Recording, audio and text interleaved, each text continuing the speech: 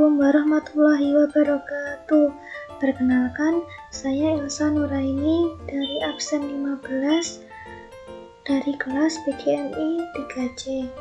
Di sini saya akan menjelaskan mengenai materi singkat komponen-komponen pengembangan kurikulum untuk memenuhi tugas mata kuliah, kurikulum, dan pembelajaran.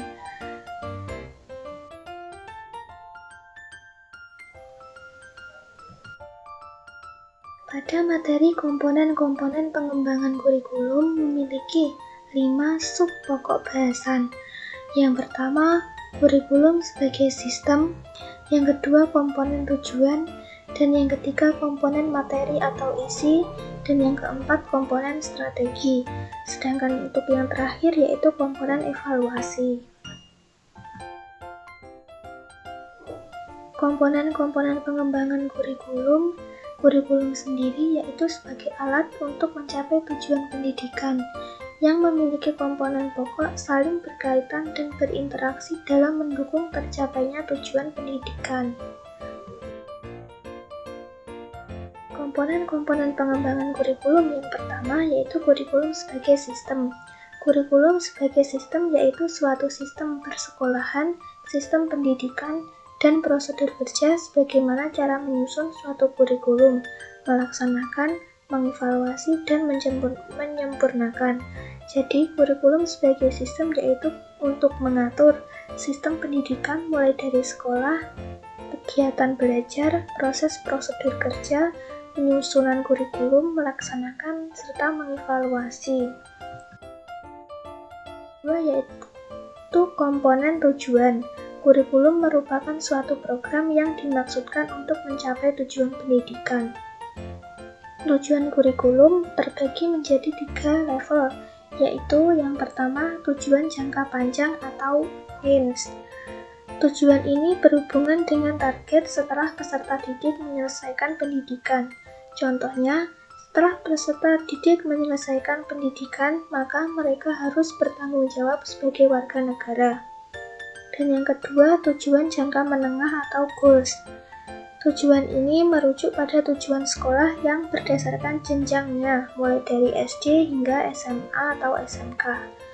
Dan yang terakhir yaitu tujuan jangka pendek atau objektif. Tujuan ini dikhususkan untuk mencapai pembelajaran di kelas. Contohnya, peserta didik dapat mengerjakan tugas dari guru.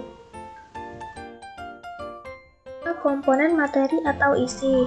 Isi program kurikulum adalah segala sesuatu yang diberikan kepada anak didik dalam kegiatan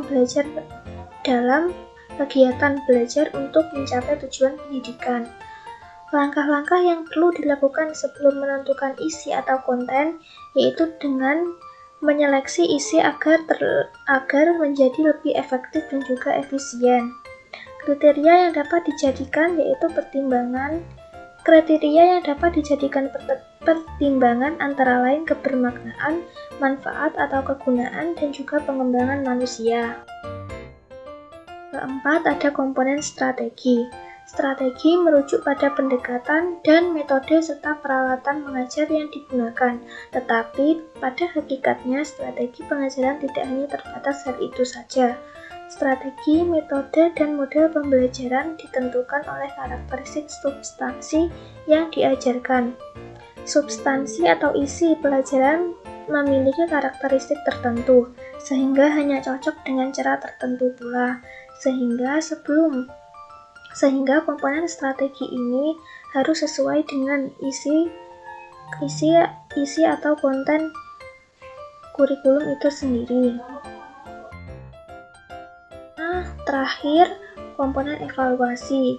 Evaluasi kurikulum dimaksudkan untuk memeriksa tingkat ketercapaian tujuan pendidikan yang ingin diwujudkan.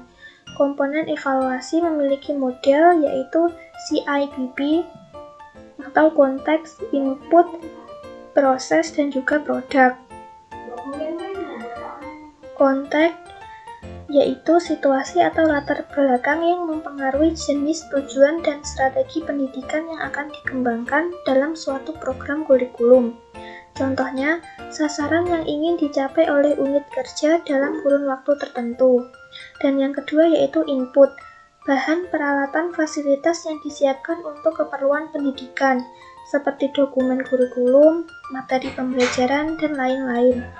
Yang ketiga yaitu proses atau pelaksanaan nyata dari program pendidikan, yaitu pelaksanaan proses belajar mengajar. Dan yang keempat ada produk, yaitu keseluruhan hasil yang dicapai oleh program pendidikan, yaitu jangka pendek ataupun jangka panjang. Singkat materi dari saya, apabila ada kurang lebihnya saya mohon maaf. Wassalamualaikum warahmatullahi wabarakatuh.